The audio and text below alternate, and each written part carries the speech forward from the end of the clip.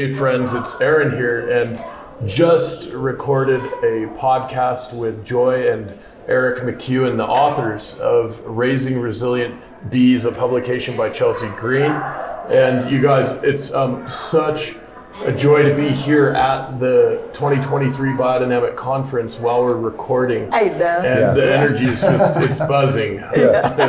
Good word. Hence the fun. Thanks. We've got a few extra minutes here to do our behind the scenes segment for our ambassador network. And I want to open the floor right up and invite you guys to share even further with us. Maybe what's buzzing for you right now, maybe what's hot and what's got you going, what got your juices flowing, so to speak, talking about these topics together. You go first. Mine's a little nerdy. It's funny, I kind of go right into you're like, what gets my juices? I don't know. I mean, I do. I sometimes I go into just kind of like the political nature of honey, the economics of it all. Yeah. And I get a little fiery. I get a little fiery thinking about what other sweeteners are out there competing with honey. Yes. And then I also get frustrated that I'm always trying to we had a store for a long time, 9 years, and now we're starting to do wholesale. And I'm trying to talk to people, and I'm next to the sweeteners.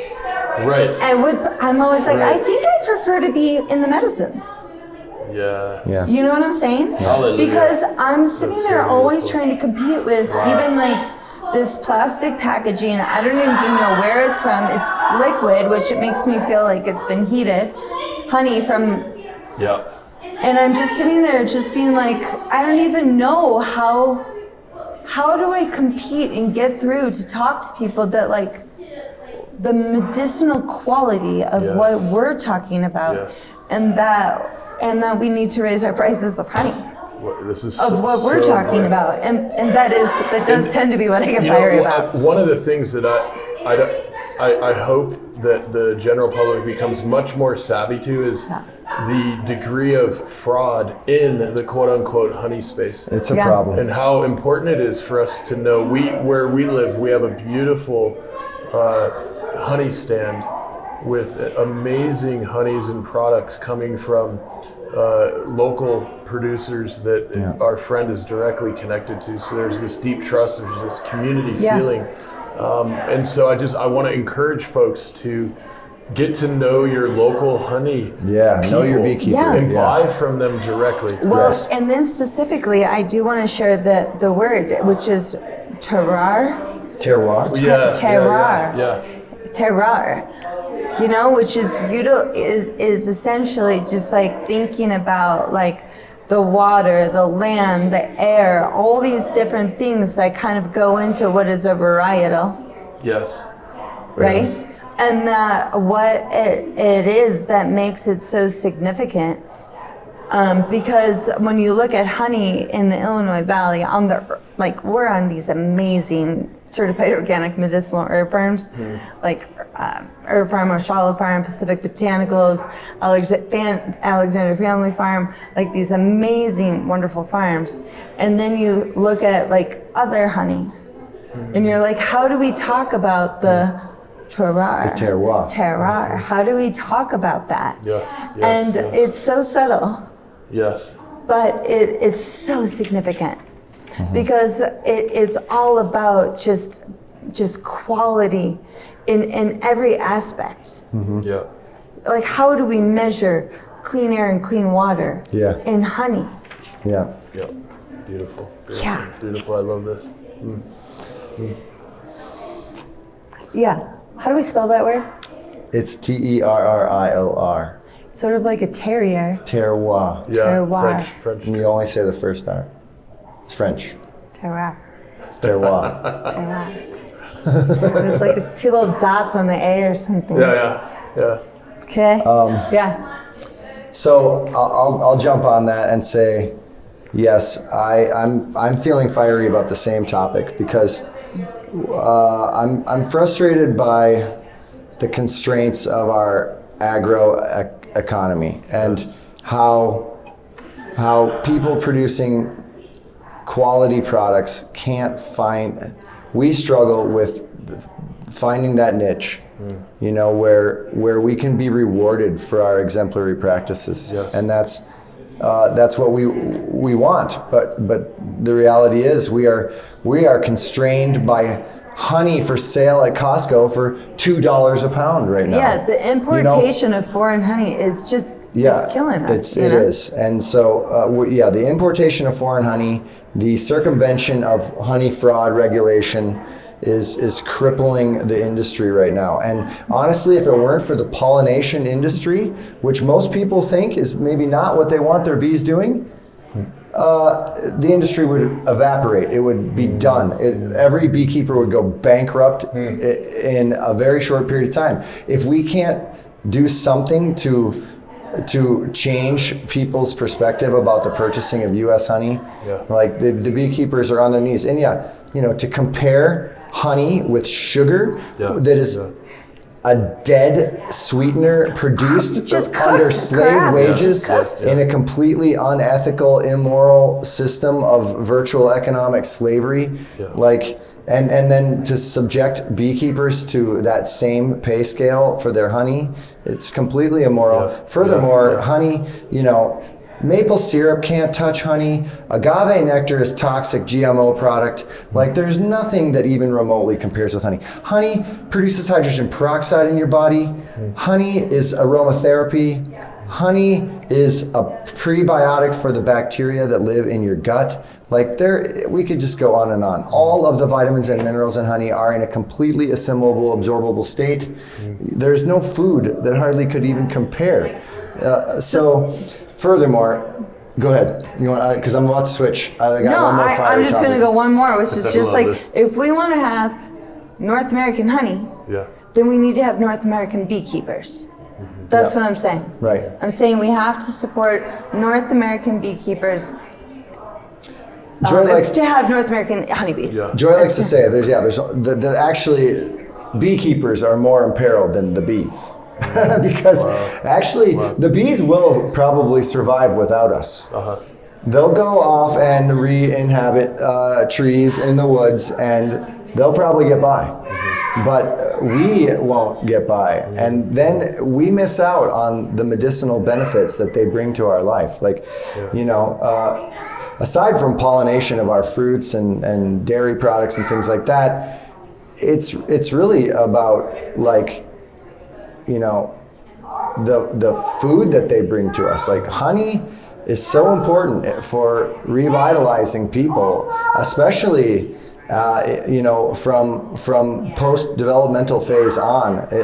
Honey staves off a bunch of disease that comes in on people as we age. So this is like the elixir of youthful vitality, is it? Well, it is the beekeepers are the highest rate of centurions of any line of work in the world. That's interesting. There's most of us are beekeepers. And it only and if you look at that data, it only holds up in cultures that are consuming the bee products. So if you're just a beekeeper riding around on a forklift all day and you're not eating the honey you produce, then you're probably not going to be one of those people making that statistic. But in the cultures that revere bee products and have them as central to their staple diet, that beekeepers are the highest rate of centurions. So that is so interesting. So let me ask this, Joy. The June. Tell us about the June. Okay. Well, June. It's interesting. People say it a little bit differently, but I do sometimes say that there tends to be a run on the June in the sun, because we sell out pretty fast when it's hot. But if anybody's used to kombucha, it's a lot like kombucha, but it's made with honey instead of sugar and green tea instead of black tea, We have a very similar SCOBY, which is a symbiotic culture of bacteria and yeast. Yeah. And it's considered the champagne of kombucha. It has a sweetness, and you can taste the honey to it. It feels alive. It's both prebiotic and probiotic because it has honey. And then I think the most significant thing about the Jun that we make is that the herbs that we use, so many of the flavors, many of the types of the Jun that we make, we're using it, or we're making it also using some of the herbs that we pollinate. So, like for example, the Jun is made as a fermented product with our honey. But then we're going out to like Oshala Farm. We're pollinating the crops, bringing the bees there. We harvest the honey. We bring back the herbs. And then I am born on Halloween. A little witchy. All right. Here we Scorpio. go. Here we go. And then fermented. And then what I really love is when I'm able to share that when it's farm to keg. I feel like it's the lowest carbon footprint drink commercially available on the planet besides like water, but that depends on how that's packaged. When people come to the farmer's market and bring their own growler, bring their own ball jar, and we're just filling it up, so it really is farm to keg. And it's from the herbs right here right in our bioregion. Yeah. It's So the lowest beautiful. carbon footprint drink.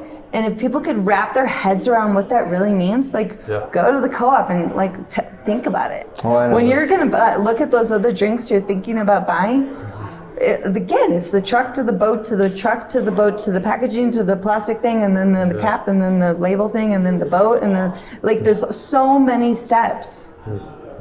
The aluminum plant. Yeah. And when it goes farm to keg, I'm like, yo, let's talk about that because that's for real. And it's alive. And it's alive. Beautiful. Yeah. Well, you guys, it is such a joy to have this opportunity to visit with each of you and have this chat together. And to conclude, I want to open the floor if you have any message specifically for our ambassadors, which hopefully you guys will become a part of this network as well. Please, I'd love to have you share any sort of words of wisdom or insights or well-wishing or whatever it might be. Well, I guess for me, it's just that we need all of us. It's actually we're really thankful to be on this podcast. Eric and I live in a very, very small town, and part of us writing the book was to just reach this larger audience and then to get to meet you and get to meet your audience. We're grateful. Thank you for just having us. Thank you so much for having us. And just kind of supporting local agriculture. Yeah. I would like to add that, it's environments like this here at the BDA conference that I find inspiration and hope. And I remember the idea that we can do this. Yeah. We are not alone. And when you surround yourself with other amazing thinkers and other amazing doers, and you hear their stories and you see the success that they're achieving in their goals, in their life, the impact that they're having, the environments that they're improving, then you know your role in things and you keep stepping forward one step at a time, and we can do this together.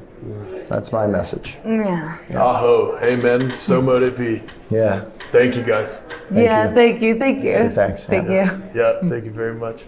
Bye, everybody. Bye now. The Y on Earth Community Stewardship and Sustainability podcast series is hosted by Aaron William Perry, author, thought leader, and executive consultant. The podcast and video recordings are made possible by the generous support of people like you. To sign up as a daily, weekly, or monthly supporter, please visit yonearth.org/support. Support packages start at just $1 per month. The podcast series is also sponsored by several corporate and organization sponsors. You can get discounts on their products and services using the code YONEARTH, all one word with a Y. These sponsors are listed on the whyonearth.org/support page. If you found this particular podcast episode especially insightful, informative, or inspiring, please pass it on and share it with a friend whom you think will also enjoy it. Thank you for tuning in. Thank you for your support. And thank you for being a part of the Why on Earth community.